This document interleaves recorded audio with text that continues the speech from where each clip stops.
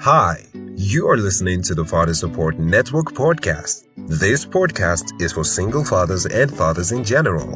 On this podcast, we educate, inform, guide, encourage, and help fathers navigate the complex challenges of maintaining contact and healthy relationships with their children after separation or divorce. Your host is Dr. Michael Uwangba. Michael Uwangba is a father of three who successfully fought for the right of his children to have their father in their lives.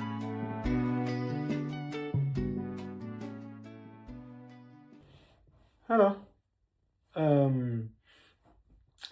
Today I want to address a very important topic, and permit me to focus on a particular demographic of people, and I would say black fathers. I usually won't do this. My target is all fathers of all stripe.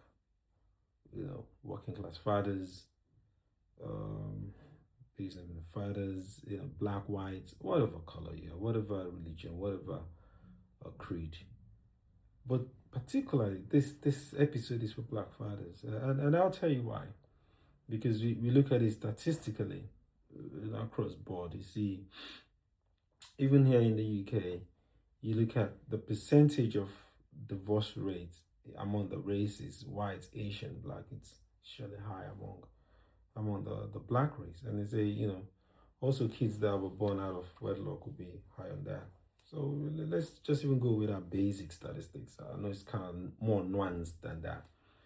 And what I want to say is black fathers, I'll just say it's black fathers, be physically involved in your kid's life. It don't matter how your child is conceived. It don't matter if it's out of wedlock, inside wedlock. It don't matter if the relationship is broken. It's better if the relationship is intact and it's done within the confine of a marriage. But let's just say, leave all of that. A child is born, and that is your child. Be physically involved.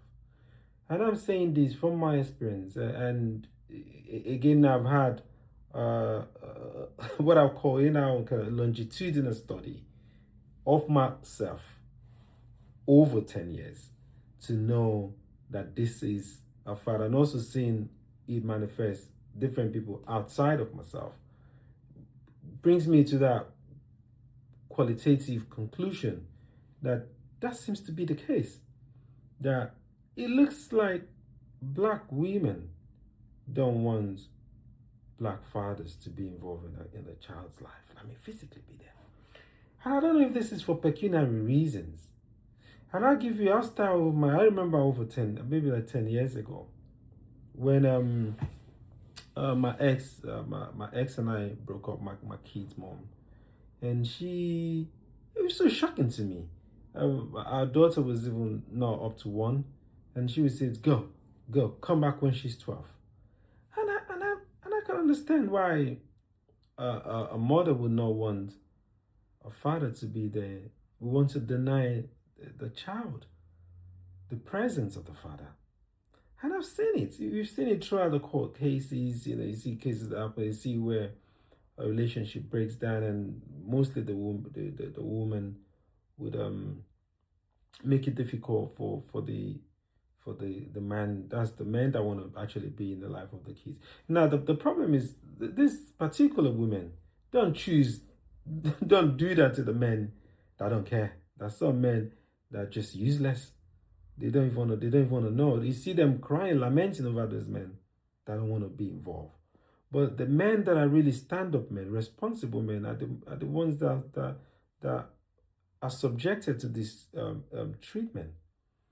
And I've seen it among family members. I've seen it among friends where everywhere, whether it be in Africa, whether it be in the Western world, I've seen where a woman and maybe the family will just make it difficult and just punish the child along that. And I'm saying this again because I remember me, for one, I've always said this. It don't matter if let's say, there's no child that is born out of mistake. So let's say if I go and get someone that if I go mess with someone I shouldn't be messing with and get them pregnant, darling, I don't care with I'll be involved with my child's life, physically be involved. I'm not saying giving money, send money. No, I'll be like, be there, like hands on.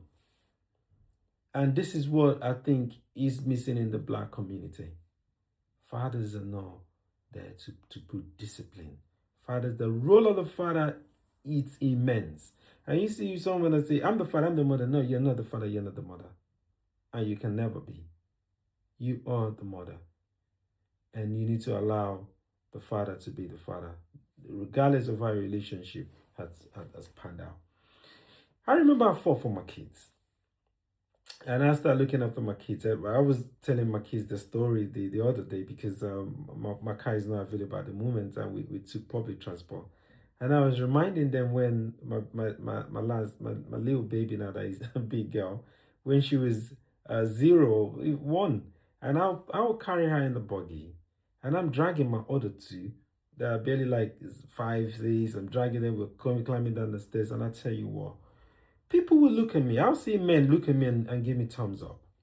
How you see some women look at me? You know, they maybe out of respect, but you could see in their eyes, they kind of like, this is unusual. Some look at you, you could see admiration in their eyes.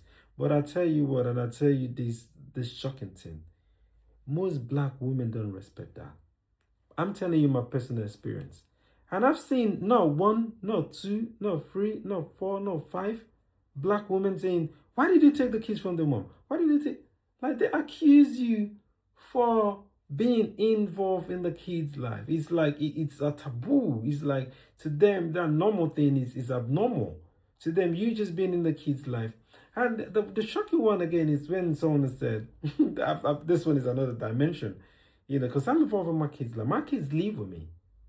And I take my son to football. I take my daughters to swimming. I take them to activities, and them cooking. I'm domestic. I do that, and I'm still professional. So, you know, one lady said to me, "Oh, you know, when women ask this question, they ask a question about how do you guys sort out the finances?" And I say, "Okay, we co-parent. We do well.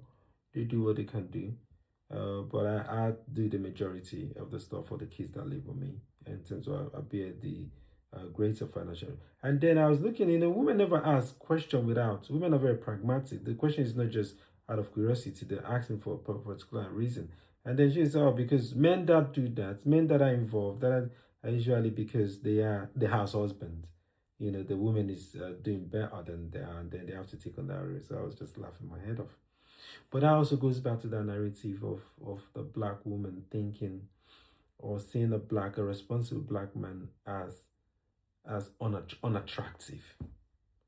And that's what I say to Black daddies, Black men, you better get up and go pick up, if it don't matter, if go pick up your son, take your son to football, go pick up your daughter, take her to dancing, you know, pick up the child from school, do school runs. You know, that is your seed. That is a bonding. That is what our kids need. They need that involvement. It's not money. It's not about giving money. It's not about this child maintenance and all of this. It's not about money. Because again, you don't want to sacrifice. Listen, buy that tweet or carry your daughter. My daughters come to me, they're hugging me, they're kissing me, they're holding me. They love me unconditionally.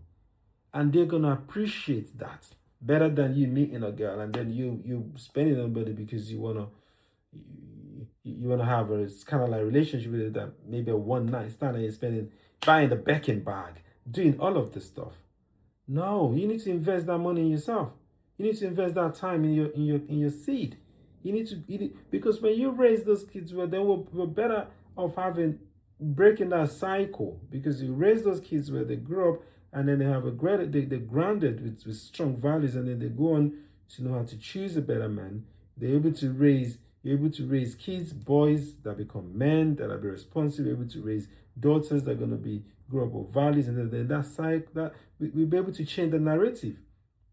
But by and large, I say we need to do better in that community, in the Black community, in terms of how we treat responsible men, or how we perceive men that are involved. And I want to say this, there are a lot of professionals. I've done a series on this before. And they've said there are a lot of stay-at-home dads. You know, no disrespect, don't disrespect them, that they do a lot of work. I will use myself as an example. I do a lot of my work. rate is outstanding. Like the kind of work output, it's mind blowing. And on top of that, I'm able to combine that in raising my kids, like hands on raising my not contracting that out. Like being there hands on, picking them from school, driving them to event, talking to them, getting to know them, bonding and doing activities with them, doing all that kind of stuff. My son and I were playing a game of pool yesterday before we went to bed. The fathers get involved. My daughter and I would dance. But, I still do my work. When I finish this, I go back to do my work. Sometimes I'm working when everyone is sleeping. But put that work in. There's no excuse for failure. There's no excuse for not making it. You need to make it. But again, let me end on this note. Listen what I'm going to say to you. This must sound a bit controversial. A man needs to lead. A man needs to lead, and don't be wasteful in that community about want to impress. A man that is guided by a woman's physique, a woman's guided by the woman exterior. You want to spend your life, you want to steal, you want to kill, to just that man is a low value man. But a man needs to invest in his vision, in his dream. You need to have a vision. You need to have a goal. You need to invest in that. You need to establish that, because that's only when that's when a man woman can respect you. And then if you're with a woman and the woman don't respect that, then you're with the wrong woman, because a woman needs to understand your vision. A woman needs to come into your life and not about extracting from you. It's all about understanding your vision and believing. If that woman believes in it, he's there to support you. And there are many ways you can support a man. And support a man to reach that goal, and then you're able to enjoy collectively the reward of that effort. But when this is not happening, you just let go and focus. Don't lose focus. But by and large, I say fathers, black fathers, let me end on this. Black fathers, be involved with your kids. Like, go kick some football, take them to football, do all of that. They will appreciate it. There's nothing more rewarding when my son, out of just randomly, say that they appreciate it. I will always love you. And when my daughters hug and tell you that you're a good man, they can see. Even from when they're small, kids can see when you're there. And they see, my daughter was in the class, and a lot of people might not understand what the dad does. And then they say, oh, your dad. And then they say, Google my dad. And they Googled the dad. They Googled me, and then they found me. And then the best one was like, oh, I wish I could find my dad on Google. And I say to them, that is the pride that your dad has put in the work. And then you can see it, and then you could get a reward for it. You could see your dad in the TV. You could pick up a book that your dad has written. That is it. It's not about chasing illegal ways of chasing wealth, chasing illegal wealth, chasing things that are going to bring shame to you. Because if I involve in all of that and I have all of this unexplained wealth, that's going to bring shame to you. So let's do better, fathers. Let's be good role models for our kids. So I'll leave it at that, and I wish you the best. And I wish, every father of all race, of all creed, but particularly black fathers, I wish you the best, and I wish you could do better. But ciao.